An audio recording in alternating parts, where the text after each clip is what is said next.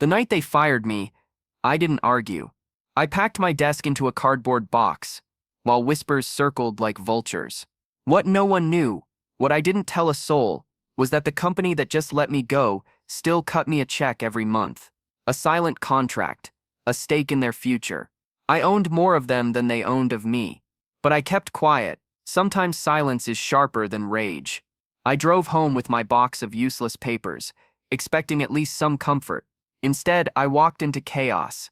My father stood in the living room, face red, fists clenched. "Pack your bags," he barked. "Failures don't belong under my roof." He didn't even ask what happened, just judgment as always. Then my husband stepped out of the kitchen, not alone.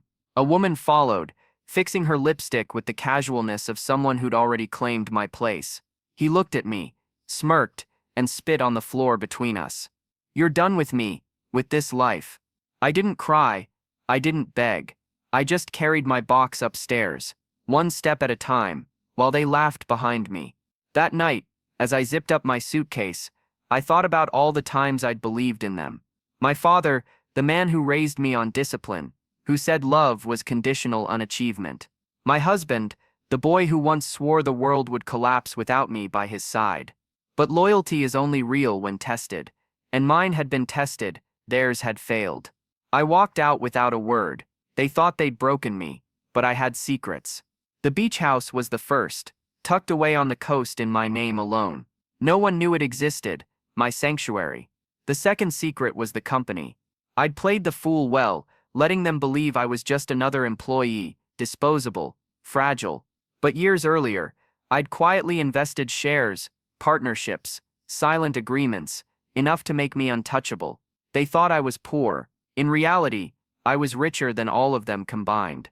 That night, I didn't fall apart. I began to plan. Revenge isn't anger. Revenge is patience.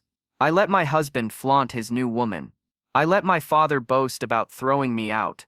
I let the city believe the rumor that I'd hit rock bottom. And while they laughed, I built. I rented out the beach house to high-profile clients. Money flowing like a tide. I bought another property under a shell name, then another. Quietly, silently, my empire spread.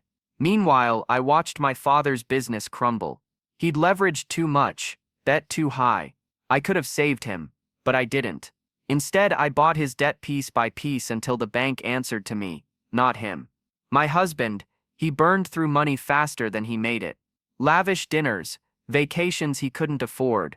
I fed the fire, pushing credit his way through hidden hands. The deeper he fell, the sweeter it became.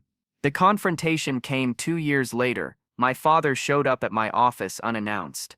Not the home office, he remembered. No, a glass tower downtown, my name etched into the marble of the lobby.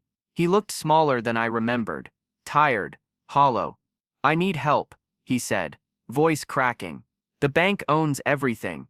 I leaned back in my chair, calm, collected. "No," I corrected. "I own everything." He froze, confusion first, then realization.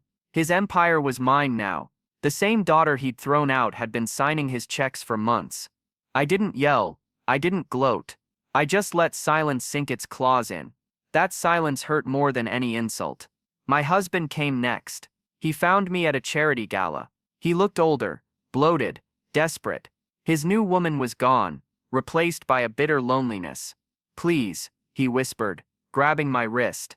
I made a mistake. I smiled, slow and deliberate.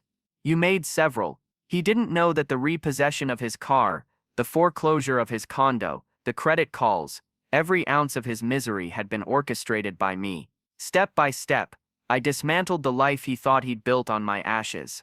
I leaned close enough for only him to hear. "Do you remember spitting on me the night you replaced me in my own home?" He swallowed, eyes darting, shame flooding in. I left him standing there humiliated, while the crowd whispered. The sweetest part of revenge isn't the destruction. It's the revelation, watching them finally see who I am, what I've become, what they threw away. My father lives in a rented apartment now. He sees my name on every building he passes. My ex-husband lives in shadows, drowning in debts he'll never repay. Every time the phone rings, he wonders if it's another piece of me tightening the rope. And me, I sit on the balcony of my beach house, wine in hand, my son's laughter echoing from the waves. Because yes, I left with nothing that night, but I also took the only thing that mattered, my child, my future. Do I regret it? Not for a second. The night I lost my job, my home, my marriage, they thought it was my end. But endings are just beginnings in disguise.